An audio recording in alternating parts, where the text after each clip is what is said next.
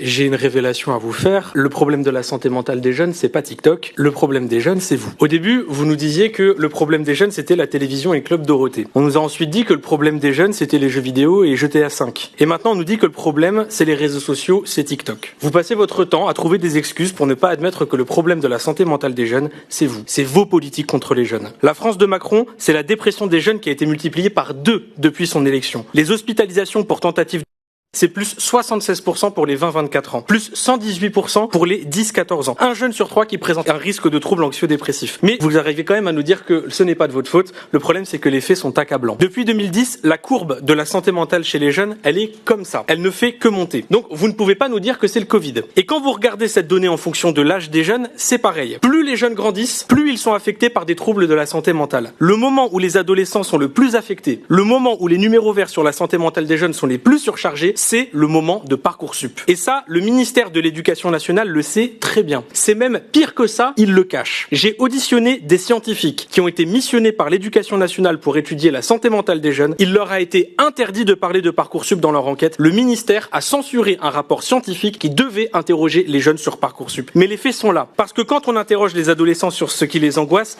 ils disent ça. Notes, avenir, cours, études. Et vous voyez, il y a même Parcoursup qui est marqué juste ici. Quand on interroge les jeunes, je ne vois pas marqué TikTok. Je vois marqué bilan des politiques d'Emmanuel Macron et de Gabriel Attal. Parce que quand on est lycéen à 40 dans une classe, où les professeurs absents ne sont pas remplacés, et quand on sait que c'est un algorithme qui va définir le reste de notre vie sur la base du contrôle de la veille, oui, ça affecte la santé mentale. Quand on est étudiant, qu'on travaille à côté de ses études, qu'on a 100 € de bourse, qu'elle est même pas indexée sur l'inflation, qu'on a un budget de 700 € par mois pour vivre dans des villes où le loyer est à plus de 1000 € pour un studio, qu'on doit faire une croix sur les activités culturelles, qu'on voit pas ses amis parce qu'on a à peine de quoi s'acheter à manger, bien sûr que ça affecte la santé mentale et ça concerne des millions d'étudiants, c'est un phénomène de masse. Quand on est un étudiant qui doit trouver un stage dans un pays avec 20% de chômage des jeunes et qu'on peut pas avoir de diplôme si on trouve pas son alternance, ça rend fou. Et en plus, c'est pas vos gosses qu'on envoie en alternance. Ils ont pas papa et maman pour faire marcher le réseau. C'est encore plus dur d'être recruté quand on est noir ou arabe.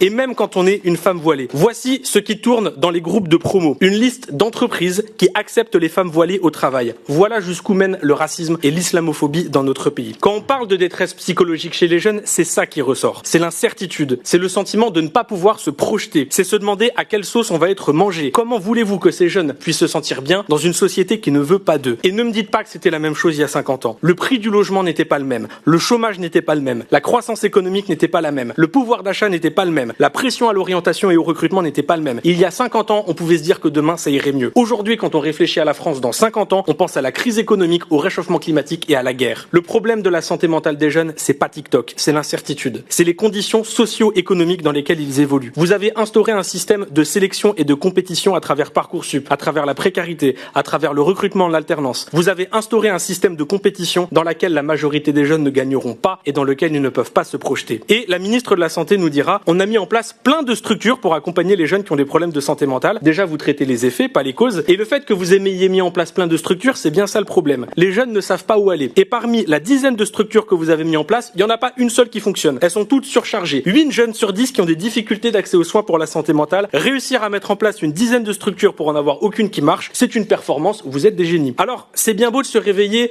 un an avant l'élection présidentielle pour faire des TikTok et de la récupération politique sur la santé mentale des jeunes, quand on est soi-même le problème. Et je parle notamment de Gabriel Attal. Bonjour. Il a été ministre de la Jeunesse, ministre de l'Éducation, Premier ministre. Je l'ai invité à ce débat, il n'a même pas pris la peine de venir. Je veux que vous compreniez que c'est vous qui aggravez les inégalités sociales. C'est vous qui avez instauré une concurrence malsaine et déloyale dans la jeunesse pour faire croire à un ascenseur social qui n'existe pas. Et c'est vous qui avez laissé mourir nos services publics de santé face à une demande toujours grandissante. Alors, mes chers collègues, si j'avais une conclusion à donner à ce rapport, c'est arrêter de dire que c'est de la faute de TikTok. C'est un amplificateur. Les responsables de la dégradation de la santé mentale, c'est avant tout vous et vos politiques contre les jeunes.